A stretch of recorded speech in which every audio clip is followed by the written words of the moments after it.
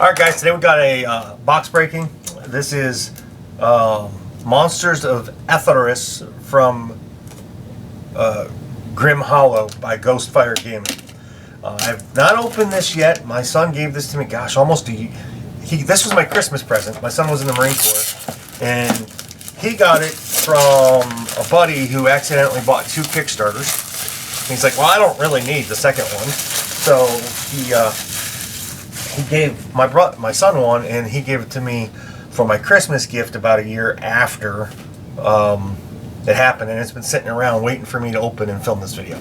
So I hope you guys like this. I know very little about it. I have heard a little bit that the setting is quite unforgiving. I'm going to attempt to talk to these guys at Gen Con, or I should say this company. I don't know if it's all guys. But the Monsters of Etharis actually has 61 miniatures in it, which seems like a lot. Looks like there's assembly involved. So we'll set all this stuff off screen.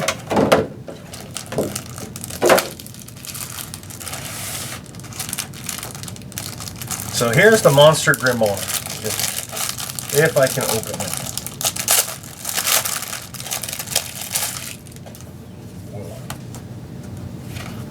Oh, these are your instructions. That is awesome.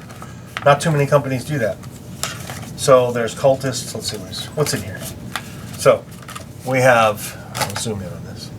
I'm not going to go through and open them all up and show you the instructions. I'm just going to show you what's in here, which is weeping zombies, Tormach cultists, bugbears, Horak. 10 of those. Oh, it even tells you how many there are on the Shadow Steel Ghouls. Behemoth. A Daemon Oak Tree. Hunger Beasts. Zombie Trolls. Champions of Tormach. Alright, one thing I'm going to check real quick to see if the price is on here, because I have no idea what this costs.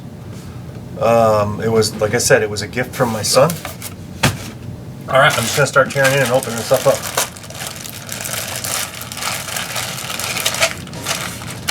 So, that's all the basics. There is assembly in this, so your assembly is required. This must be the Daemon Oak. Let's see, do I need something underneath here? I am going to zoom. That's that. Alright, we're going to zoom in. We're going to see how well this does. Oh, it's pretty good. Alright, so your Daemon Oak has, I don't know, 30 pieces. As you can see, the tree has little weeping chains dangling from it. And then it has like tentacle-esque root type of things that come out of the bottom of the tree. It does look, it's probably a semi-complicated model to assemble. So here is your trunk. If you look real close, it kind of looks like that's a head. But that's actually, no, that might be, it kind of looks like there's a body in there.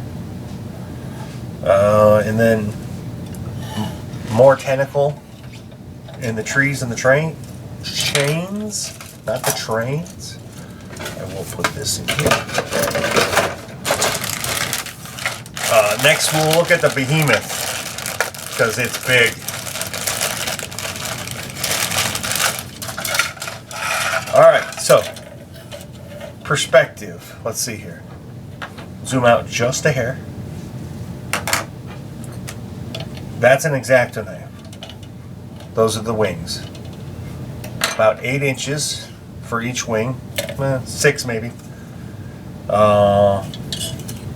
Big section to glue onto the model easy. If you guys want, I'll do figure forges on these assembly videos. You just put the link, comment on that. Let me know if you want that done or not. Big old base piece. And then these are little arms, all your detail pieces. I'm going to zoom in for the detail pieces. You have, I think that's ear. This is a tail piece, claw, maybe a rock, I'm not sure. And I'm not sure what piece that is yet, but we'll get that. And then, so your big rock goes into this base.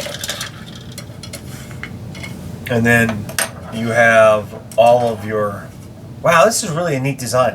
This is going to be an easy figure for you. So you have the body here, that is your two spine pieces with the spines down its back, and then you have the piece for the tail. And basically, it looks like this part of the wing just glues onto there. That's perfect. It's beautiful. Most big models take forever. This is going to be a piece of cake. All right, now we're going to move into, oh, these are stat cards. I believe this is made for 5th edition D&D. I don't know, to be honest. We'll look at the stat cards real quick. We have the Weeping Zombie. 30 points. We have a Tormach Zealot. The Cultists. We have a Rage-Infected Bugbear. I like it.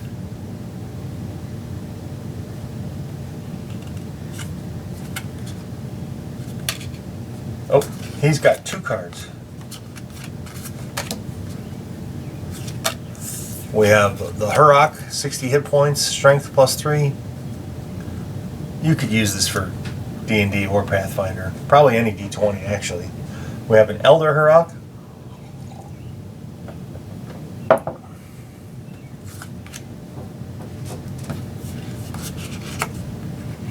Shadowsteel Ghouls, 65 hit points, 15 armor class, easy to hit.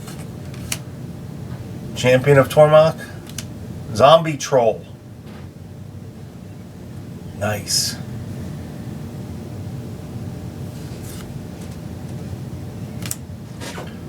Hunger Elk. The Daemon Oak. Armor class 16, speed of 30 feet, strength +6, 161 hit points.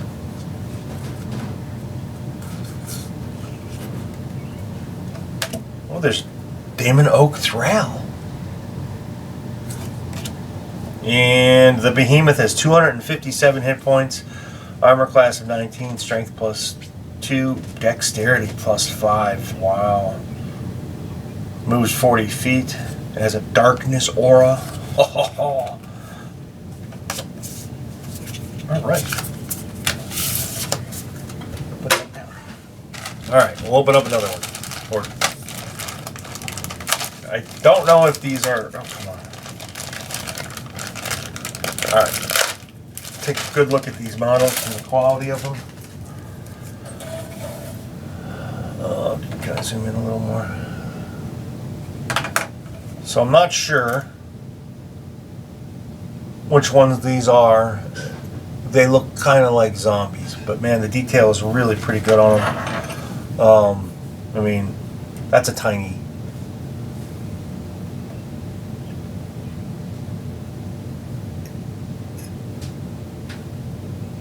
There, that's better. I'm not going to use a pointer. As you can see, so they're basically put together. One piece there, one corner. Every little section is basically one model, except for on the sides. So this is your zombies, I believe. You can see the detail is pretty good. I'll flip it over. You guys can look at the back side of them. These guys will be pretty easy to paint. You can speed paint these guys in no time. If you use an airbrush, it's even better, faster. My son got into airbrushing since he's been out of the Corps, and he gets a lot done. Let's just go with that. Okay, what is this? This is... these are probably the champions of Torok. I don't have my glasses on. I don't know if there's anything like that on the sprue. Good quality, especially for like a D&D type figure. This is the kind of quality I expect for most miniature games. These are going to be relatively easy to put together. One thing that I've noticed is there's no 3-point connections yet, and I pretty much hate 3-point connections. I deal with them by ignoring them. 3-point connections make, in my opinion, they make the models too static, too similar for rank and file type of things. Now this isn't a rank and file type of thing. This is this is for role playing. Oh, these might be the champions. Look at that axe.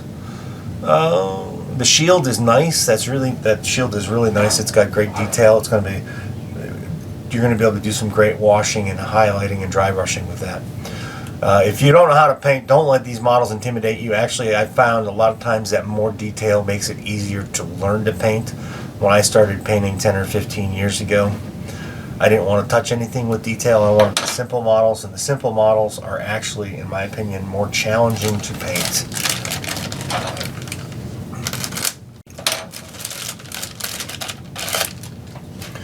Okay, let's see here. What is this?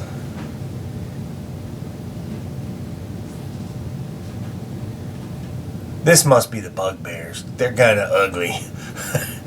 Look at that, though. Maybe that's not bugbears, because that blade looks like it's part of his hand. You could, yeah. The detail on these is pretty good. Well, there's a head. Let's see if I can turn that head. I don't want to break the head off, but I'm gonna. They're all wearing helmets, so these might be the champions. That's a helmet for sure. 61 miniatures in this box. Not bad.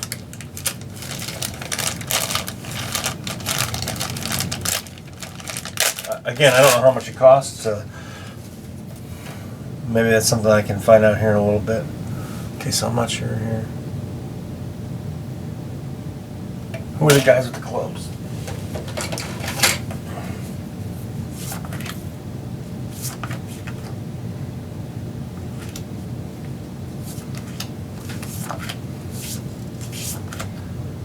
So the guys with the clubs are the Shadow Steel Ghouls.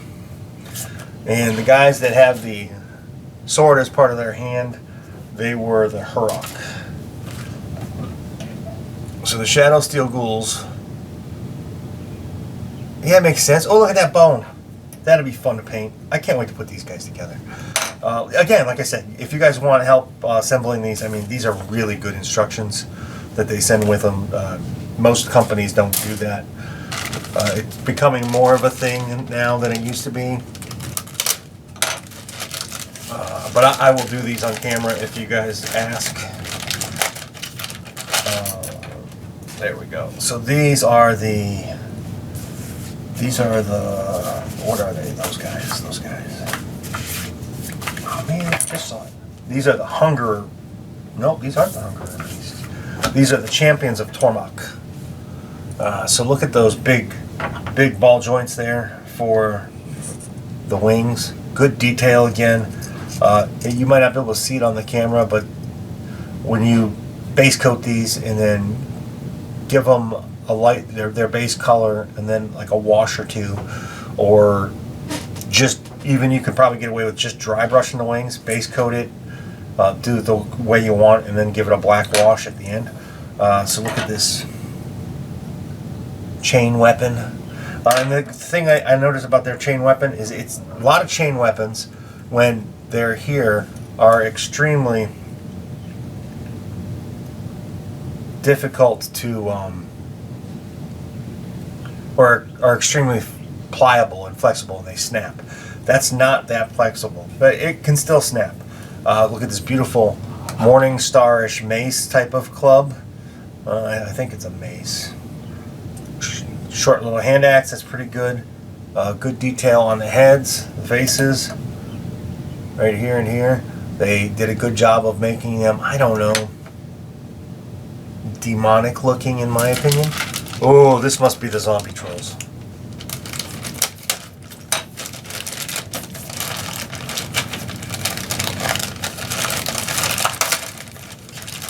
So, it's not bad enough to have zombie trolls, but these zombie trolls, one, they look very ugly and dead. Very much the way I would expect a zombie to look.